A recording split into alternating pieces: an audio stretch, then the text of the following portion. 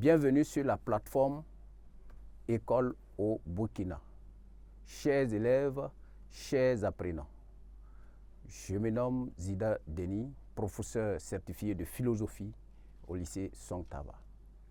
Nous allons nous entretenir sur le chapitre 4 qui concerne les sciences expérimentales et leurs méthodes, théorie et expérience.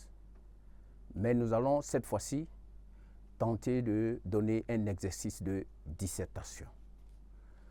Et ce sera également sur le format APC.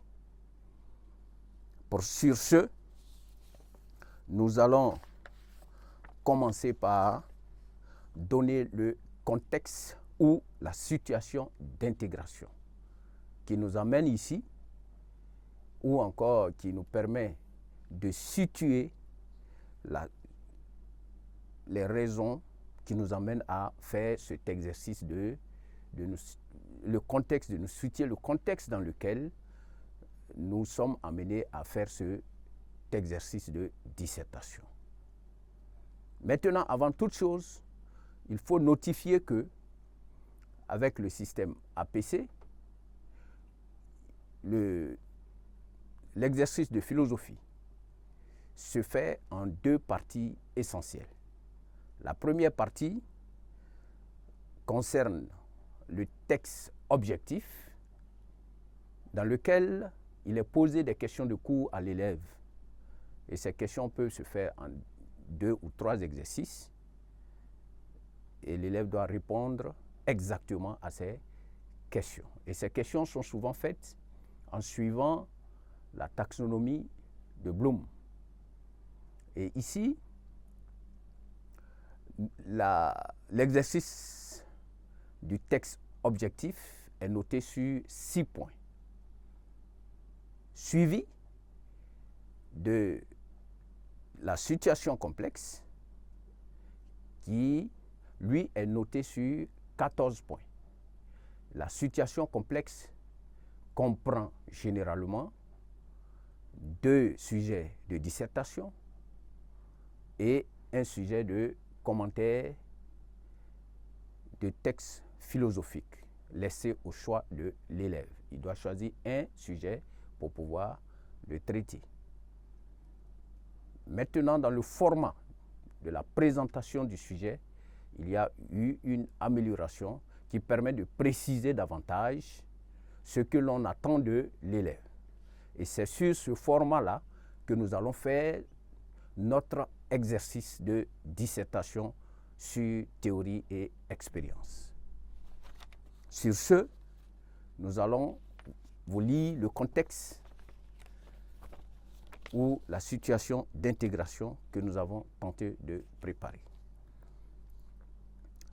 Contexte ou situation d'intégration. Des élèves du lycée scientifique départemental de Dar es Salaam, de la classe de terminale C, ont suivi un débat télévisé sur les différentes sources de la connaissance. Au cours de cette émission, certains défendaient l'expérience scientifique comme la seule source de connaissances fiable. Par contre, d'autres trouvaient qu'elle est très limitée et préféraient d'autres sources de connaissances. Pour te permettre de réfléchir sur la question, le sujet suivant est soumis à ta réflexion. Le support ou encore le sujet lui-même.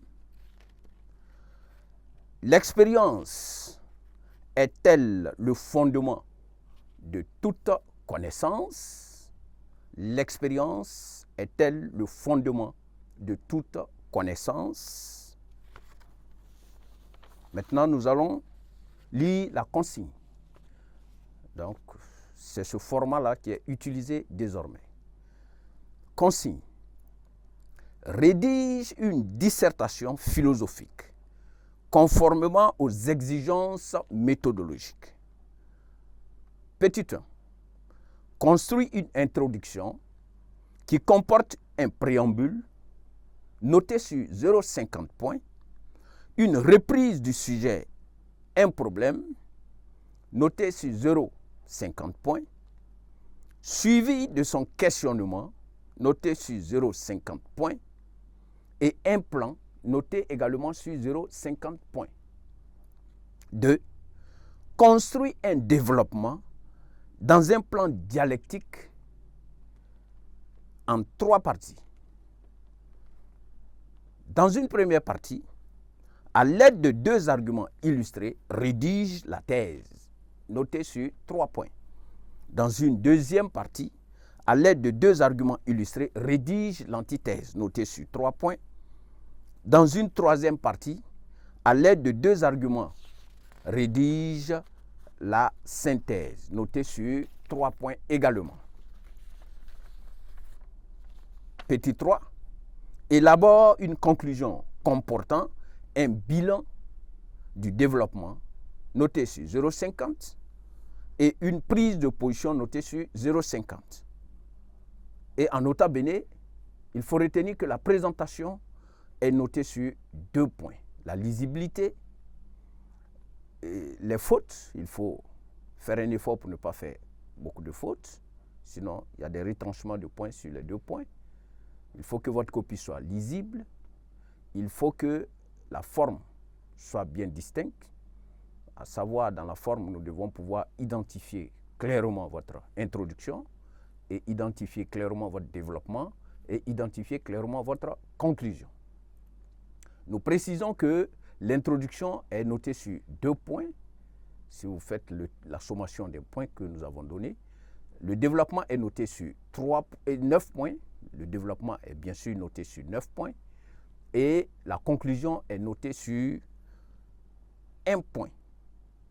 La conclusion est notée sur 1 point. Donc, la présentation, elle, est notée sur 2 points et le tout fait nos 14 points. Nous allons poursuivre maintenant avec notre introduction. Voici comment nous allons procéder pour cet exercice. Nous allons présenter, faire une proposition d'introduction suivie des grandes parties ou encore des grandes parties du développement accompagnées de quelques arguments, si possible d'illustration, et enfin proposer encore une conclusion entièrement rédigée. Donc ici, nous présenterons, après l'introduction, un plan détaillé du développement et une conclusion entièrement rédigée.